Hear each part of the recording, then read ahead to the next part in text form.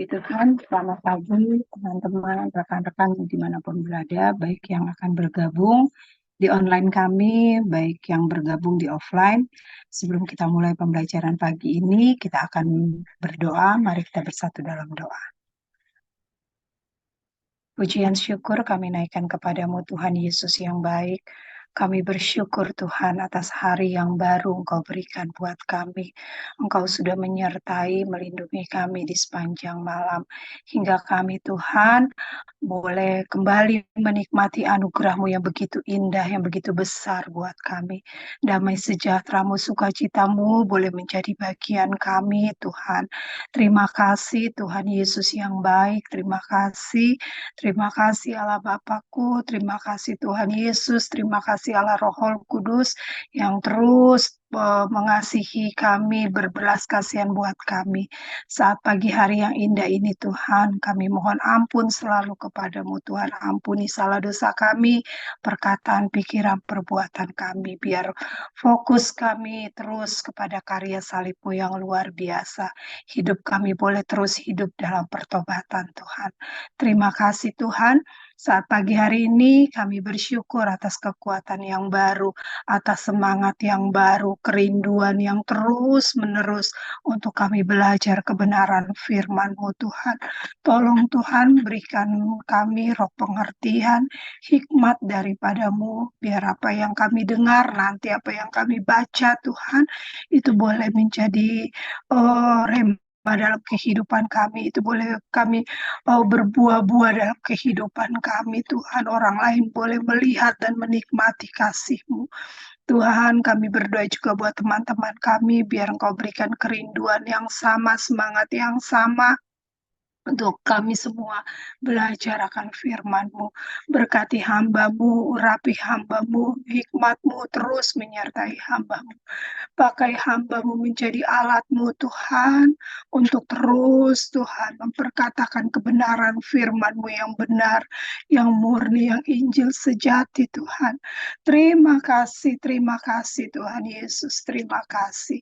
Kami mulai pembelajaran kami saat pagi hari ini, dan kami peralaskan doa kami hanya dalam nama Tuhan Yesus Kristus. Haleluya. Amin.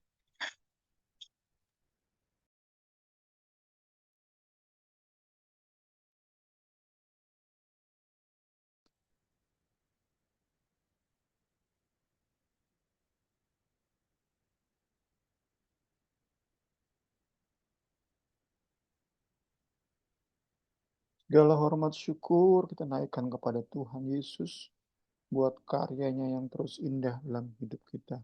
Semakin hari semakin indah di dalam hidup kita. Kita akan pagi ini menutup doktrin Kristus atau kita kenal dengan Kristologi.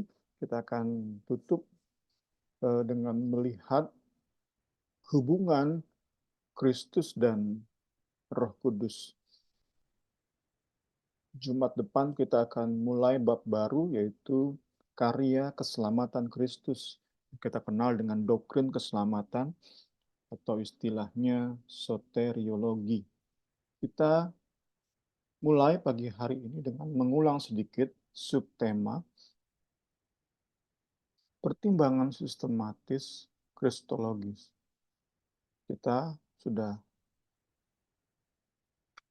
lihat ini sebelum kita masuk kepada poin kelahiran perawan, virgin birth. Kita akan ulang sedikit untuk masuk kepada hubungan Kristus dan Roh Kudus. Saat kita menempatkan Yesus Kristus sebagai objek pembelajaran yang ketat, sebagai sebuah disiplin ilmu, maka teks-teks Alkitab terkait dengan Yesus Kristus, dengan bagaimana Alkitab memperkenalkan Yesus Kristus, maka teks-teks tersebut membutuhkan analisa dan sintesa teologis. Tak cukup hanya eksegesis per ayat.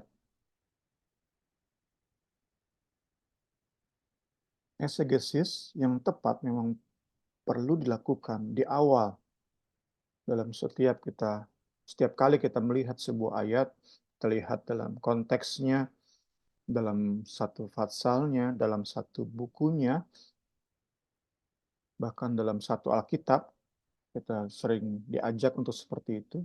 Namun kemudian, ayat-ayat yang memperkenalkan Kristus secara khusus ini, setelah dieksegesis, mesti dilanjutkan dengan menempatkan ayat-ayat tersebut dalam kerangka teologis.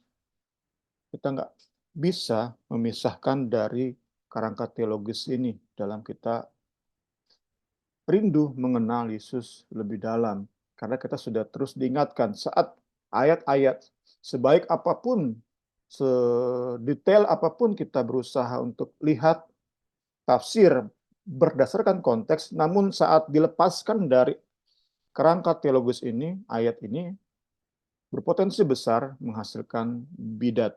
Bidat yang kita sebut dengan bidat kristologi, bidat inkarnasi. Kita nggak mau jatuh dalam jurang tersebut, karena itulah kita mau saat kita melihat sebuah ayat yang memperkenalkan Kristus, kita setelah melakukan eksegesis menempatkannya dalam sebuah kerangka teologis yang tersusun dari 4 elemen berikut. Kita sudah lihat elemen-elemen ini. Pertama adalah virgin birth, kelahiran anak darah, seperti yang dicatat oleh Injil Matius dan Lukas. Mereka berdua dalam mencatat Injil mereka, dalam menuliskan Injil mereka, itu cukup gamblang menjelaskan bahwa Yesus itu lahir lewat peran Roh Kudus, menaungi Maria. Nggak ada peran pria di situ. Nggak ada peran seorang manusia laki-laki di situ. Lukas dan Matius mencatat dengan cukup gamblang. Ini harus jadi dasar, harus masuk kepada kerangka teologis ini. Jadi ayat lain, seindah apapun, sedetail apapun di eksegesis, tetapi nabrak dengan kerangka yang disusun oleh kelahiran anak darah, ya ayat ini ditafsirkan secara salah berarti untuk memperkenalkan Yesus. Ini yang kita terus belajar. Doktrin ini memperlihatkan kepada kita fase awal bagaimana Yesus menjadi Allah sepenuhnya dan manusia sepenuhnya. Kemudian kita sudah banyak belajar tentang elemen yang kedua ini, hypostatic union. Bahwa Yesus dalam satu pribadi adalah sepenuhnya Allah dan sepenuhnya manusia. Duinatur Kristus. Ada dui di situ, ada dua natur di situ, namun satu pribadi. Meski doktrin ini syarat dengan misteri, namun bukan alasan untuk kita tidak maksimal menyelidikinya, merenungkannya, memikir-mikirkannya. Kita bersyukur punya para teolog yang mendalami hal itu, dan kita bersyukur kita bisa mempelajari pemikiran mereka. Namun sekali lagi, sehebat apapun seorang teolog penafsir, mendasari teori mereka tentang Kristus, namun saat menabrak kerangka yang disusun oleh 4 poin ini, itu sangat berbahaya. Kita nggak mau percaya pada teori yang diperkenalkan oleh seorang teolog yang menabrak atau berada di luar dari kerangka yang kita sudah sama-sama belajar. Dan yang ketiga, posisi Yesus dalam Trinitas yang menjelaskan apa arti Yesus sebagai Allah Anak, bagaimana hubungannya dengan Bapa, dan bagaimana ia mencurahkan Roh Kudus. Dan ini berhubungan erat dengan elemen keempat. Elemen ketiga dan keempat kita bahas pagi hari ini sebagai penutup dari Kristologi. Elemen keempat adalah hubungan pelayanan Yesus dengan janji-janji pencurahan Roh Kudus di Perjanjian Lama dan Perjanjian Baru. Hubungan ini menjelaskan pelayanan Yesus sebagai pembaptis dengan Roh. Sekali lagi, elemen ketiga dan keempat itu digabungkan dalam buku yang kita jadikan referensi utama. Dan pagi hari ini kita bahas nggak lama, secara singkat saja. Hanya ada 2 sumber saya cantumkan tadi, tapi kiranya dapat memperlengkapi kerangka yang sama-sama kita jadikan patokan dalam mengenal Kristus, mengenal Yesus, puji Tuhan. Yesus dan Roh Kudus. Yesus berhubungan secara mendalam dengan pribadi ketiga dari Allah Trinitas ini.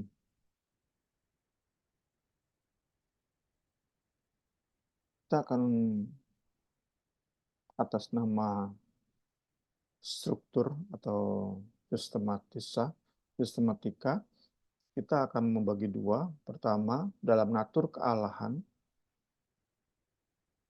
Kedua, dalam natur kemanusiaan.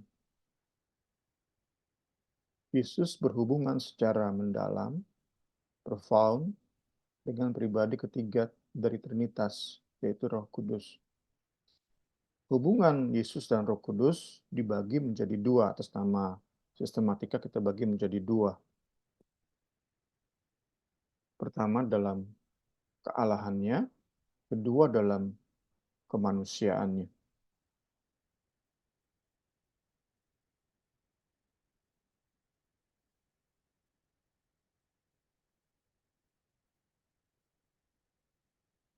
Dalam natur ilahi Yesus,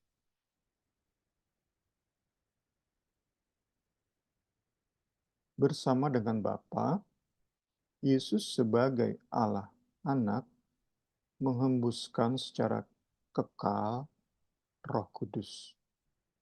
Menghembuskan secara kekal. Istilah-istilah yang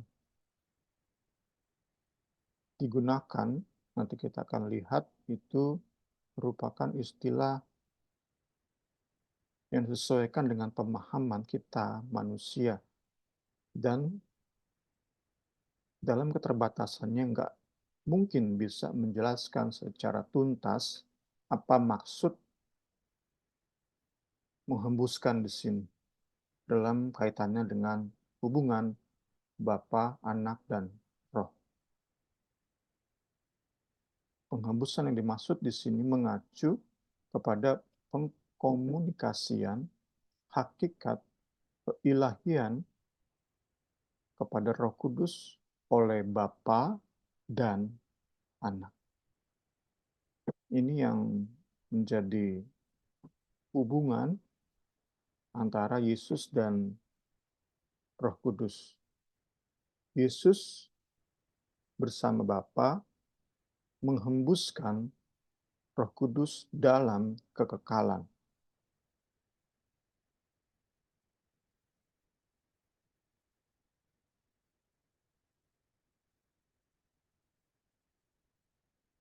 Menurut Bavinck, dalam Alkitab, penghembusan kekal ini digambarkan dengan berbagai istilah, antara lain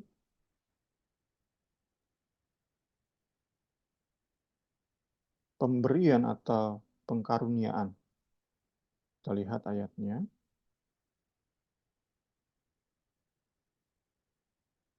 Sambil mengingat, ini semua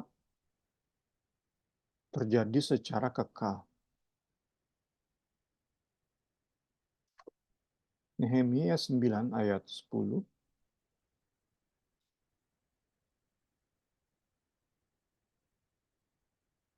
Dan engkau memberikan kepada mereka roh-Mu yang baik untuk mengajar mereka.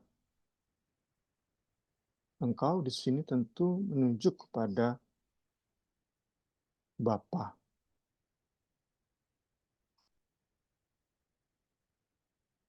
Memberikan kepada mereka roh yang baik untuk mengajar mereka. Memberikan di sini, kata menghembuskan, di ayat ini digunakan kata memberikan.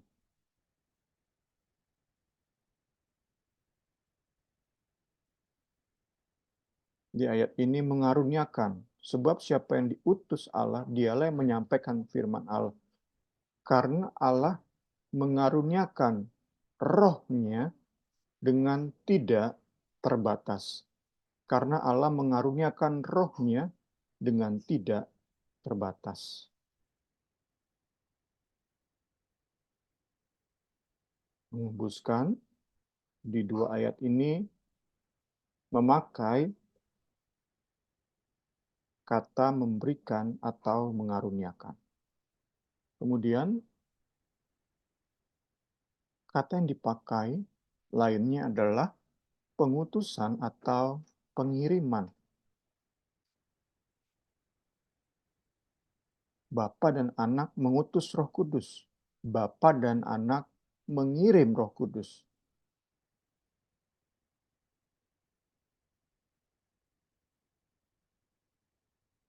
Ini deskripsi yang Alkitab berikan dalam menjelaskan penghembusan kekal. Apabila engkau mengirim rohmu, mereka tercipta.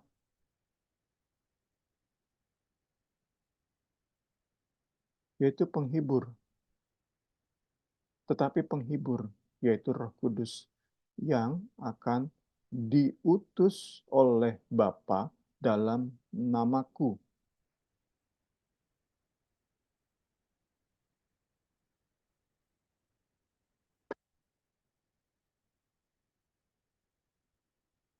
Jadi kita sudah lihat penghembusan digambarkan dengan berbagai istilah, pemberian atau pengaruniaan, pengutusan atau pengiriman, dan terakhir sebagai contoh antara lainnya adalah dicurahkan atau pencurahan. Puji Tuhan.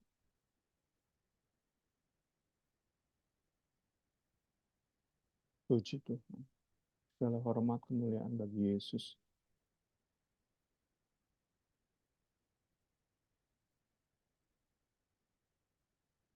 Ini semua menggambarkan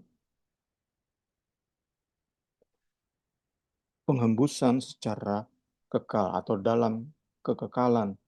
Jadi bukan sesuatu yang tercipta kemudian. Saat dikatakan Roh Kudus dicurahkan kepada kita, Allah Bapa dan Allah Anak mencurahkan Roh Kudus kepada kita, orang-orang yang percaya kepada Yesus, itu tidak berarti bahwa sebelumnya Roh Kudus nggak ada. Atau sebelumnya Roh Kudus itu dibuat dulu oleh Bapa dan Anak, diciptakan dulu oleh Bapa dan Anak. Semua istilah-istilah tadi itu terjadi dalam kekekalan.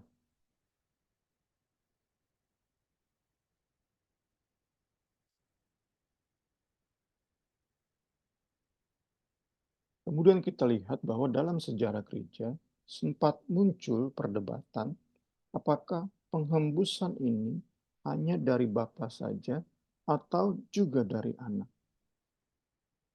Nah, menurut Berkhof, di tahun 589, Sinode Toledo telah menetapkan secara final bahwa Roh Kudus keluar dari Bapa dan Anak.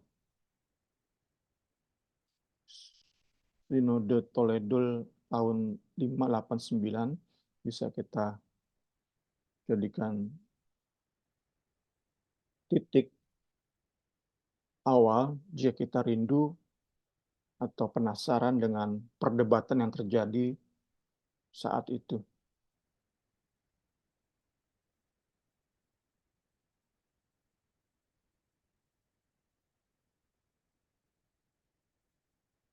Penghembusan secara kekal bukanlah sebuah tindakan di dalam waktu, di mana hanya Bapa yang kekal. Bapa yang kekal melahirkan Allah Anak. Kemudian mereka berdua menghembuskan Roh Kudus. Ini bukan kebenaran yang Alkitab ajarkan. Ini bukan realitas yang diperkenalkan oleh Alkitab.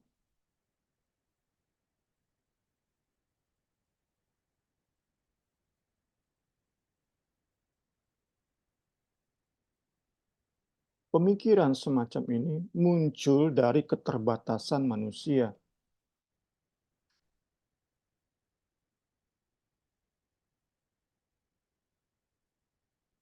Karena itu terus diingatkan ada poin-poin di mana keterbatasan manusia untuk mengerti harus tunduk kepada penjelasan Alkitab yang gamblang, yang jelas. Meskipun sulit kita mengerti, tetapi perlu tunduk kepada kenyataan realitas yang Alkitab terangkan. Puji Tuhan. Allah Tritunggal adalah kekal dan tidak berada di dalam waktu. Yang muncul bersama dengan hadirnya ciptaan. Ketika ciptaan hadir, baru di situ muncul pula waktu. Ini hal-hal yang terus dan terus sulit kita mengerti. Sering digambarkan bahwa kekekalan itu 3 dimensi, sedangkan waktu yang manusia mengerti itu seperti 2 dimensi. Kita hanya melihat panjang dan lebar, melihat luas, tetapi kekekalan itu mencakup volume. Ada yang menggunakan ilustrasi seperti itu.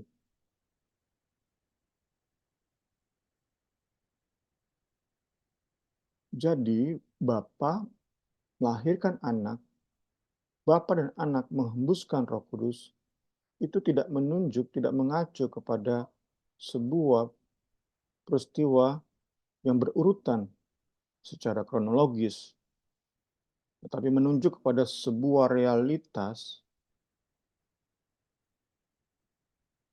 yang bersifat logis.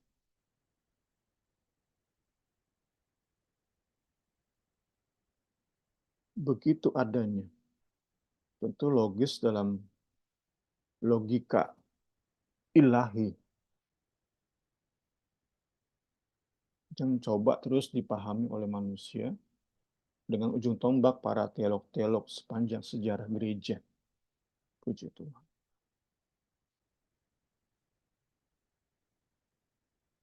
Memang istilah yang digunakan, Bapa memperanakan Kristus, Bapa melahirkan Allah Anak, kemudian Bapa dan Anak menghembuskan Roh Kudus.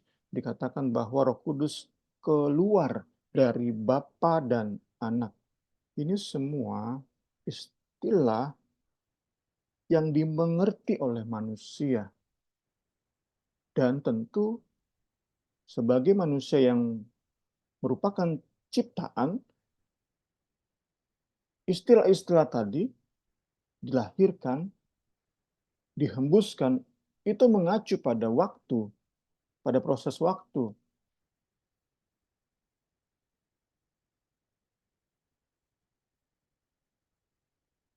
Ini salah satu bukti keterbatasan usaha manusia dalam menjelaskan dan memahami Trinitas. Yang penting di sini adalah sesuai dengan apa yang Alkitab jelaskan, kita yakin bahwa Bapa, Anak, dan Roh Kudus berada dalam satu hakikat dalam kekekalan. Baik, kita lanjutkan.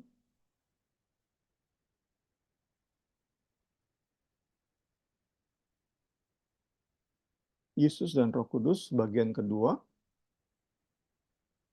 Yesus berhubungan secara mendalam dengan pribadi ketiga dari Trinitas, yaitu Allah Roh Kudus. Pertama dalam natur kealahannya sebagai Allah Anak.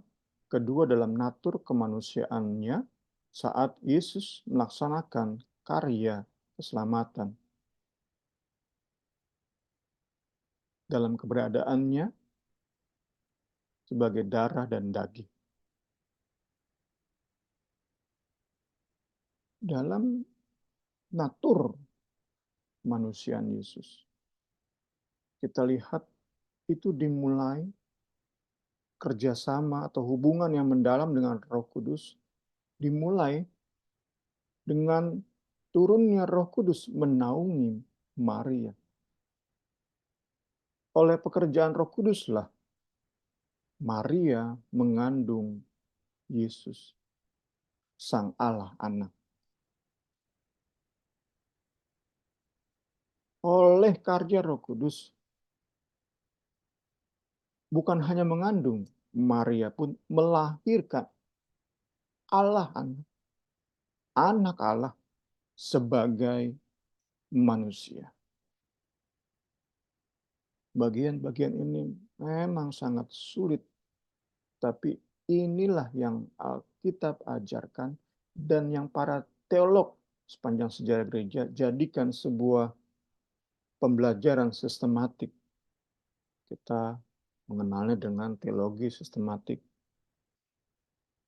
Ini yang disusun berdasarkan Alkitab oleh para teolog di sepanjang sejarah. Jadi bukan hanya bicara tentang 1, 2, 10 teolog, 10 penafsir, 10 pemimpin gereja, tetapi gabungan dari pemikiran para jenius-jenius ini didasari oleh Alkitab, melahirkan sistematik teologi yang kita pelajari terus-menerus. Kita dalami terus-menerus hasil karya mereka. Berabad-abad kita pelajari. Kita syukuri karya mereka dengan kita mempelajari karya mereka, merenungkan karya mereka. Puji Tuhan. Termasuk di poin ini, karya Roh Kudus melahirkan Allah Anak. Kita sudah terus belajar tentang Allah. Tetapi momen di mana Maria melahirkan Yesus, itu momen yang sulit, nggak mungkin dijelaskan secara tuntas oleh manusia, nggak mungkin dimengerti secara tuntas oleh manusia. Dan momen tersebut merupakan karya Roh Kudus. Roh Kudus, Maria, Yesus sebagai manusia. Puji Tuhan.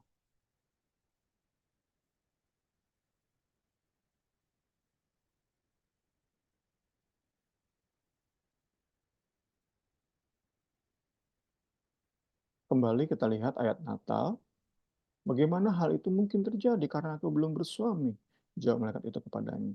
Roh Kudus akan turun atasmu dan kuasa Allah yang Maha Tinggi akan menaungi engkau.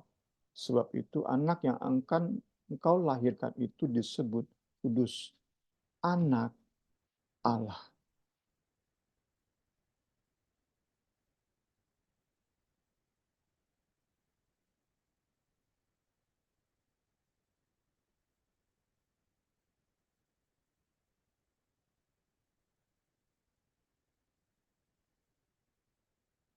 Tadi pertama sudah kita lihat hubungan Yesus dan Roh Kudus dalam kelahirannya.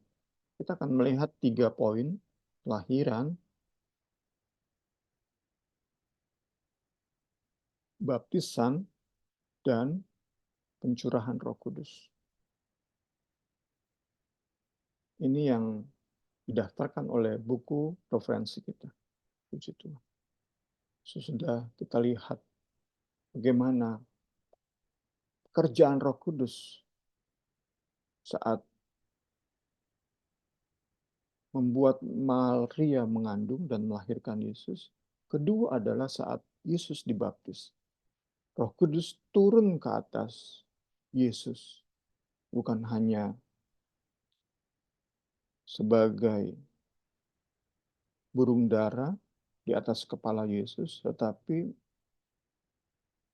menguasai Yesus, memimpin Yesus, menandai aspek baru yang Yesus masuki dalam hubungannya dengan Roh Kudus. Hubungan yang hanya mungkin terwujud dalam kondisi Yesus sebagai darah dan daging. Tadi kita sudah lihat dalam kealahannya, justru Bapa dan Anak yang menghembuskan Roh Kudus. Namun, dalam status Yesus sebagai manusia, dikatakan di sini bahwa, dikatakan oleh Alkitab bahwa Roh Kudus, kita lihat ayatnya saja, puji Tuhan. Ini peristiwa pembaptisannya. Ini ayatnya menjelaskan bahwa Yesus dikuasai oleh Roh Allah. Roh Allah memimpin Yesus. Jadi sebelumnya kita lihat Bapa dan Anak menghembuskan Roh Kudus. Di sisi yang lain, Yesus dikuasai Roh Kudus. Roh Kudus memimpin Yesus. Ini kembali tentang paradoks yang mungkin secara cepat dapat kita simpulkan sebagai kontradiksi, tapi inilah paradoks yang diperkenalkan oleh Alkitab.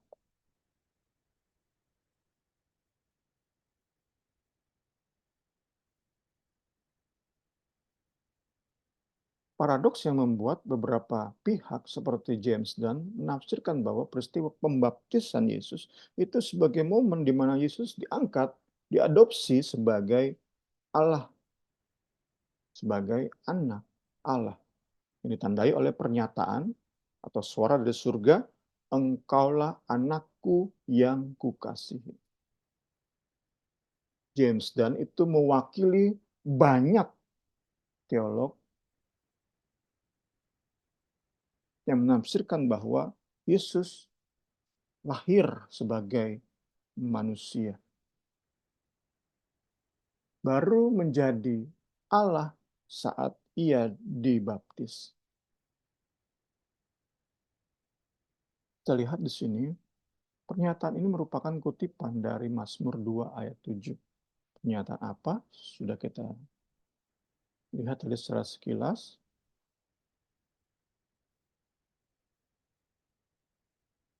Kita lihat kembali ayatnya. Ketika seluruh orang banyak itu telah dibaptis dan ketika Yesus juga dibaptis dan sedang berdoa, terbukalah langit dan turun Roh Kudus dalam rupa burung merpati ke atasnya dan terdengarlah suara dari langit, "Engkaulah anakku yang kukasihi, kepadamulah aku berkenan." Engkaulah anakku yang kukasihi ditafsirkan oleh James Dunn dan kawan-kawan itu sebagai momen di mana Bapa menjadikan Yesus sebagai Allah. Jadi kita lihat sama-sama, kita dalami sama-sama, kita pikirkan sama-sama bagaimana paradoks hal yang sepertinya bertolak belakang tetapi ternyata enggak. Dalam Alkitab yang diperkenalkan oleh Alkitab, paradoks ini membuat banyak orang menafsirkan salah secara tentang Yesus.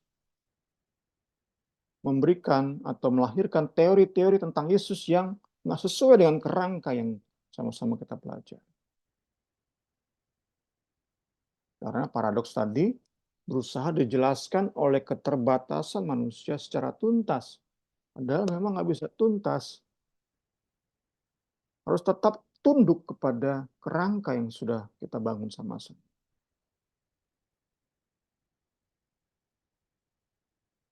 Ini ayat yang dikutip. Para teolog rata-rata, mayoritas, setuju sama-sama bahwa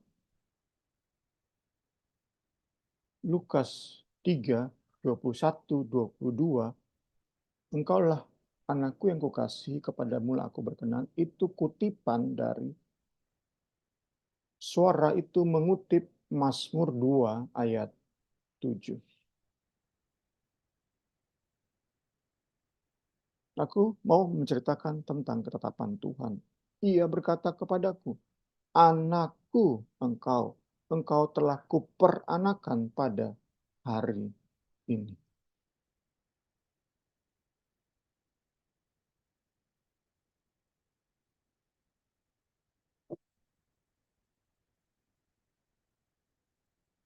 Logikanya seperti ini. Jika memang benar Bapa mengadopsi Yesus, menjadikan Yesus sebagai Allah pada saat pembaptisannya, tentu bagian kedua dari ayat tadi akan diikutsertakan, akan juga disuarakan dari surga. Engkau telah kuperanakan pada hari ini. Namun bagian kedua dari Mazmur 2 ini nggak diikut sertakan.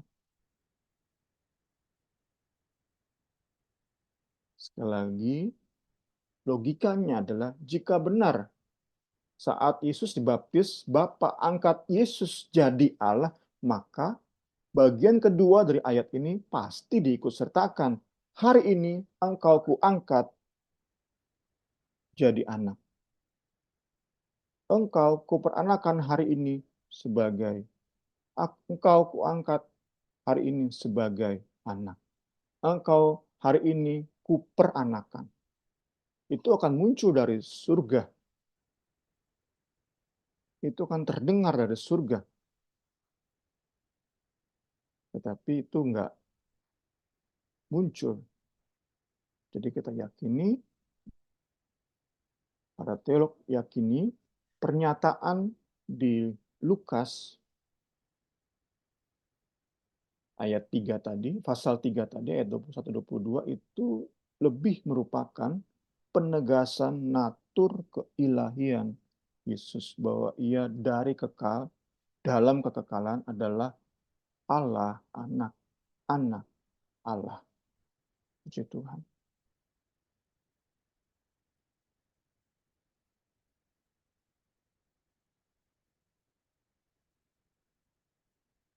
Kita masuk ke bagian-bagian akhir di pagi hari ini. Puji Tuhan. Kita bersyukur sudah 10 sesi kita merenungkan, memikir-mikirkan kristologi, bagaimana Alkitab, bagaimana sistematik teologi memperkenalkan Yesus, menyajikan Yesus kepada kita. Dan kita bersyukur 10 sesi ini kita sama-sama belajar dan belajar. Segala sesuatu yang Alkitab jelaskan tentu nggak mencakup semuanya tentang Yesus. Untuk rinduannya kita semakin hari semakin mengenal Yesus. Yesus memegang peran kunci, ini yang ketiga atau yang terakhir, hubungan Yesus dengan Roh Kudus dalam natur kemanusiaannya. Pertama, ketika ia dilahirkan. Kedua, ketika Yesus dibaptis. Ketiga, Yesus memegang peran kunci dalam pencurahan Roh Kudus atas gereja, di mana setelah menyelesaikan karya penebusan melalui kematian dan kebangkitannya, dan ia kemudian naik ke surga, dari sanalah Alkitab katakan, bersama Bapa, Yesus mencurahkan Roh Kudus. Yang sebelumnya tadi dikatakan di Lukas 4, bahwa Yesus dipenuhi dan dipimpin, diarahkan oleh Roh Kudus. Bagaimana Yesus mengikuti arahan, Yesus taat kepada suara Roh Kudus. Maka di bagian ini seperti Yesus sudah kembali kepada kealahannya. Bapa dan Anak mencurahkan Roh Kudus. Puji Tuhan. Dan sesudah ia ditinggikan oleh tangan kanan Allah dan menerima Roh Kudus yang dijanjikan itu, maka dicurahkanlah apa yang kamu lihat dan dengar di sini. Saya pribadi dapat kata-kata dicurahkan, dikaruniakan, diberikan, diutus lewat pembelajaran sesi pagi hari ini saya dapat satu poin yang mungkin nggak akan saya lupakan adalah kata-kata tadi itu harus dimengerti secara kekal, dalam konteks kekekalan, dicurahkan tadi. Memang dalam pengertian kita manusia, momennya adalah, waktunya adalah di loteng Yerusalem. Tetapi pencurahan itu dalam pemahaman kekekalan. Perlu kita sampai kepada poin itu. Bukan hanya di waktu tertentu, di loteng Yerusalem 2000 tahun yang lalu. Bapa dan Anak mencurahkan Roh Kudus, tetapi itu bersifat kekal. Puji Tuhan.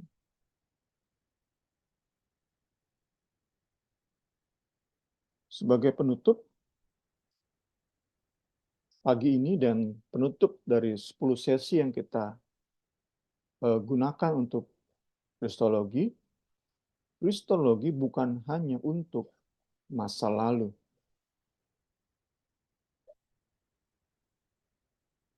Bersama Roh Kudus, Yesus Kristus terus berkarya melalui pemberitaan Injil. Kristologi bukan hanya tentang karya penebusan yang ia selesaikan, yang Yesus selesaikan 2000 tahun yang lalu. Bukan pula hanya di titik Yesus menjadi imam besar yang bersyafaat bagi kita, yang mengerti kelemahan kita. Bukan hanya di titik itu. Tapi Kristologi itu bicara bagaimana Roh Kudus terus menyingkapkan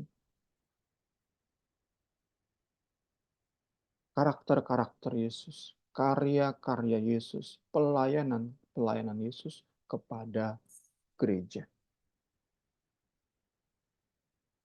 Itu kan bersifat kekinian. Terus dan terus terjadi dalam hidup seorang percaya. Bagaimana Roh Kudus bekerja. Roh Kudus memberi kuasa, memberi kemampuan untuk seorang percaya lebih dalam mengenal segala sesuatu tentang Yesus. Bukan hanya sebagai bayi yang dilahirkan di Bethlehem, bukan hanya sebagai penggenapan anak domba yang disembelih di Kalvari, bukan hanya sebagai imam besar yang duduk di sebelah kanan Allah Bapa dan terus bersyafaat mendoakan kita.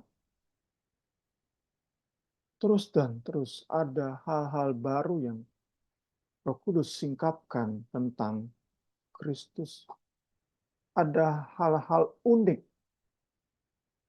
sesuai dengan keunikan hidup kita orang percaya.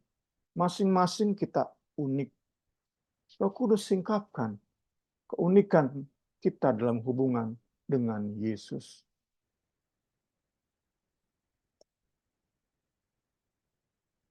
Itu yang Roh Kudus kerjakan. Dan itulah Yesus bagi kita. Bukan hanya apa yang diperkenalkan oleh Alkitab di masa lalu, tetapi sampai detik ini, dalam interaksi kita dengan Roh Kudus, kita akan terus mengenal hal-hal baru, karakter-karakter Yesus, apa yang Yesus mau untuk kita lakukan secara unik dari hidup kita ini. Apa yang Roh Kudus atau Yesus inginkan untuk kita lakukan mengembangkan potensi unik kita. Itu semua bersifat kekinian. Itulah pentingnya kita terus jalin hubungan dengan Kristus dalam doa-doa kita tiap-tiap hari. Kita nggak mungkin jalani hidup yang bermakna, hidup yang berwarna, kalau kita nggak punya waktu-waktu yang kita khususkan untuk mengizinkan Roh Kudus menyingkapkan hal-hal baru tentang Yesus. Tuhan Yesus tolong kita semua untuk mengerti bagian-bagian ini, karena kristologi bukan tentang masa lalu. Kristologi tentang kekinian. Tentang Yesus yang terus bekerja, berkarya dalam hidup kita secara unik. Potensi kita terus berkembang. Dalam perkembangannya, keunikan pun terjadi. Di situ Yesus hadir. Dalam pengalaman kita, ada lembah yang harus kita lalui, ada trauma yang harus kita alami. Lembah kita unik, trauma kita unik, berbeda dengan orang lain. Yesus pun hadir secara unik dengan karya unik bagi kita di situ dalam pengalaman-pengalaman hidup kita. Kristologi bukan tentang masa lalu, kristologi tentang kekinian dalam perjalanan hidup kita, hari ke hari, langkah demi langkah, semakin hari semakin cinta Yesus, karena kita nggak bisa temui hal-hal buruk tentang Yesus, semakin hari semakin indah dalam pengenalan akan Dia. Roh Kudus akan terus memampukan kita, membuat mata hati kita terang, sehingga hal-hal indah semakin terbuka bagi kita. Memang pengalaman hidup, memang iblis akan terus berusaha membuat mata rohani kita ini rabun, sehingga kita nggak bisa melihat keindahan Yesus. Bahkan ditutup oleh masalah, kita lihat Yesus itu tidak indah. Yesus itu kurang bijak.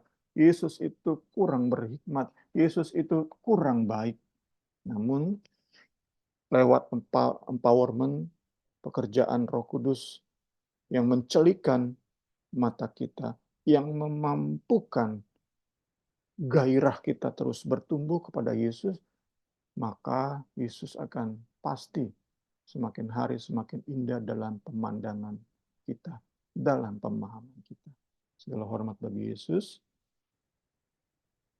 Kita cukupkan sesi 10 dari Kristologi pagi hari ini.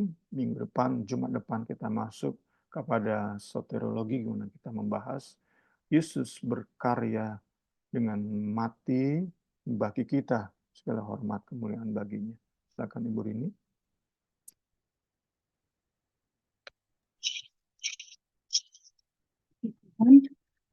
Di sini kita ada Niar. Mungkin Niar ada yang mau ditanyakan atau mau ditambahkan? Oh nih, Niar nanya. Bung, mengapa praktek pencurahan Roh Kudus baru dilakukan? Apa tuh?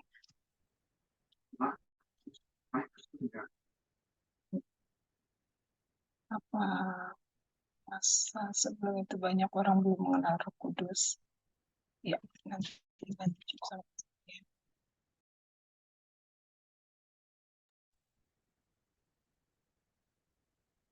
Sejauh yang saya dapat sebelum masuk kepada bab Roh Kudus ya.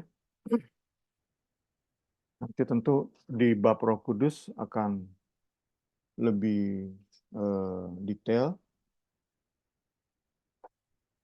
mengenai karya Roh Kudus. Tentu saat kita lihat secara sekilas, kita akan tahu Roh Kudus pun bekerja di PL. Namun itu berlaku hanya ke beberapa orang. Pengurapan Roh Kudus hanya kepada imam, raja, dan nabi. Nggak kepada semua umat. Perbedaan yang tegas di situ. PL dan PB. Ketika masuk ke PB, semua orang percaya terima Roh Kudus. Sedangkan pengurapan Roh Kudus di PL hanya kepada 3 jawatan tersebut. Sedangkan di PB bukan hanya kepada 5 jawatan rasul, gembala, guru, nabi, dan itu lagi apa ya? Lupa saya ini.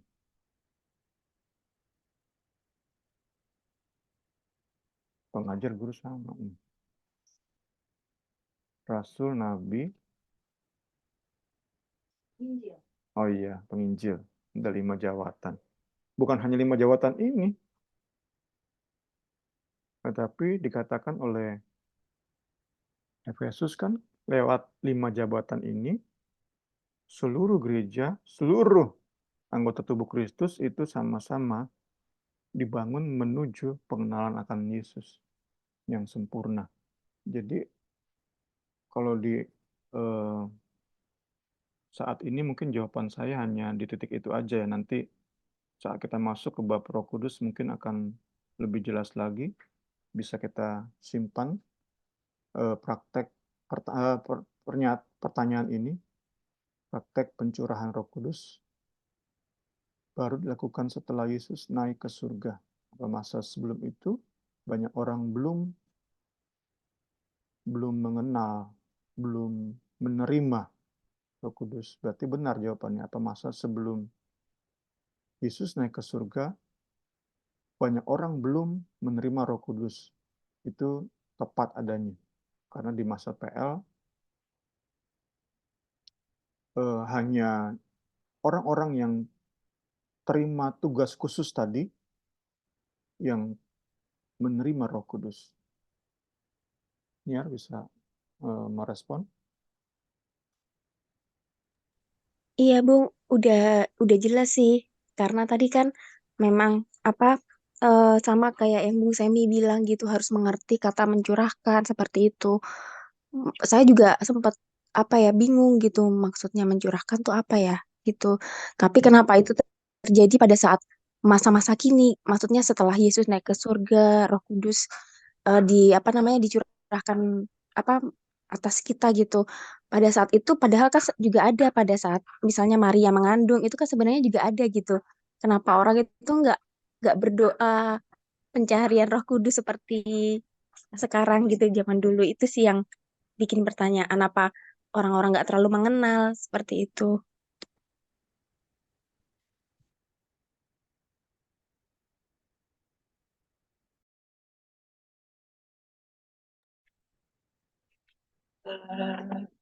Kita akan tutup pembelajaran. Terima kasih Niar yang sudah bergabung. Biar kita sama-sama terus belajar dan belajar lagi mengenal Tuhan Yesus, mengenal pribadinya. Nanti Niar yang tutup dalam doa. Iya, Kak. Mari kita berdoa. Tuhan Yesus, kami mau terus bersyukur ya Tuhan. Setiap hari kami boleh mendapatkan ya Tuhan Yesus penyertaan Tuhan. Kami boleh ya Tuhan Yesus mendapatkan kesempatan ya Tuhan untuk mengenal Engkau lebih lagi ya Bapa. Kami mau terus ya Tuhan Yesus memohon kepadamu untuk membuka hati pikiran kami ya Tuhan untuk meletakkan Engkau menjadi satu-satunya dalam hidup kami ya Bapa. Kami mau melihat Engkau lebih heran lagi ya Tuhan Yesus. Kami mau Roh Kudus ya Tuhan menuntun kami untuk mengenal Tuhan lebih heran lagi ya Bapa. Kami ingin ya Tuhan Yesus hidup kami ya Tuhan tidak hanya dilakukan menurut kehendak kami sendiri, tapi kami ingin terus belajar ya Bapa untuk mengenal karya-karyamu, mengenal kuasamu, mengenal siapa Engkau sesungguhnya dalam hidup kami ya Tuhan. Terima kasih ya Tuhan, terima kasih untuk pelajaran beberapa minggu ini ya Tuhan tentang Kristologi ya Tuhan Yesus.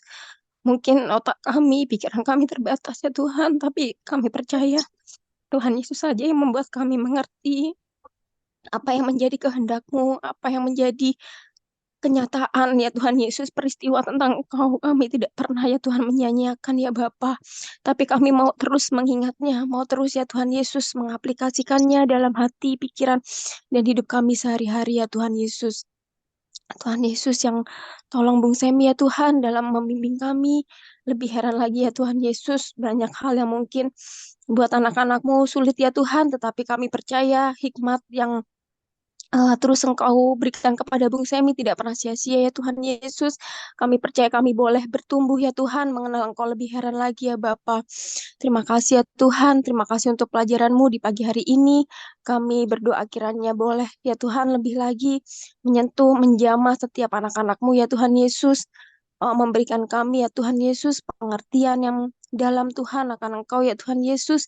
Bukan hanya mukjizat-mukjizat-Mu, kebaikan-kebaikan-Mu Tuhan, tetapi boleh ya Tuhan Yesus membuka, membelah hati kami ya Tuhan Yesus, sehingga kami mengerti siapa yang kami percaya ya Tuhan Yesus. Kami boleh mengenal ya Tuhan Yesus, dan dengan iman kami ya Tuhan Yesus, kami memahami bahwa kejadian dahsyat dan ajaib ya Tuhan. Terima kasih ya Tuhan, berterima kasih untuk Allah Roh Kudus yang terus membimbing hidup kami sehari-hari dalam setiap langkah kami, dalam setiap keunikan kami. Kami boleh ya Tuhan Yesus mendapatkan kekuatan, mendapatkan penyertaan ya Tuhan Yesus, karena Roh Kudus-Mu yang terus bekerja ya Tuhan Yesus, dan terutama kami boleh melihat Tuhan Yesus lebih heran lagi, mengenal Tuhan Yesus lebih heran lagi ya Tuhan, karena kuasa Roh-Mu yang memampukan kami ya Bapa. Terima kasih ya Tuhan. Kami juga berdoa untuk sesi kami selanjutnya ya Tuhan Yesus, penuhi kami dengan kuasa-Mu ya Tuhan, hati ini Tuhan, agar kami boleh ya Tuhan Yesus, boleh belajar, tapi kami nggak pernah lupa ya Tuhan Yesus. Kami mau bertumbuh Tuhan, kami mau hati kami, pikiran kami diperbaikin ya Tuhan Yesus dengan pelajaran-pelajaran ini ya Tuhan Yesus, dengan Bible study ini ya Tuhan Yesus. Terima kasih ya Tuhan, dan kami mau menyerahkan sesi-sesi selanjutnya ke dalam tangan-Mu ya Bapa. Terima kasih ya Tuhan. Tuhan juga memberkati kami semua yang hadir di sini, memberkati teman-teman kami yang mungkin pagi ini belum ikut ya Tuhan Yesus.